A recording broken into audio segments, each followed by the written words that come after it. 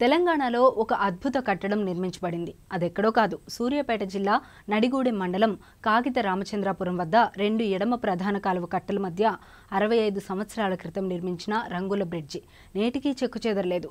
నాటి పనితీరుకు ప్రస్తుత ఇంజనీర్లకు ఆశ్చర్యం కలిగించే విధంగా నిర్మించారు. బ్రిడ్జి నిర్మాణంలో సాగర్ ఎడమ కాలువ నీరు ఒకవైపు, వాహనాలు వెళ్లేందుకు ఒకవైపు, వరద నీరు వెళ్లేందుకు డ్రైనేజీ అప్పట్లో నిర్మించి ఇంజనీర్లు ఆనాడే ప్రతిభ కనబరిచి శభాష్ అనిపించుకున్నారు. నిర్మాణం సమయంలో నిపుణులు చేపట్టిన పనులు ఇప్పటికీ అంతుబట్టని టెక్నాలజీగా మారి చూపరులను ఆకట్టుకుంటుంది. ఖమ్మం జిల్లా రిజర్వాయర్కు దగ్గరలో ఉండటం వలన ఖమ్మం, సూర్యాపేట జిల్లాల ప్రజలకు పర్యాటక కేంద్రంగా మారింది. వేసవిలో యువకులు, విద్యార్థులు ఈతలు కొట్టి స్వేద తీర్చుకోవడం పరిపాటిగా మారింది. గతంలో నిర్మించిన బ్రిడ్జి పనులను నేటికీ యువ ఇంజనీర్లకు ఆశ్చర్యం కలిగిస్తూనే ఉంది. నేడు సూర్యాపేట జిల్లాలో రంగుల బ్రిడ్జిగా పిలువబడుతూ పర్యాటక కేంద్రంగా విరాజిల్లుతుంది.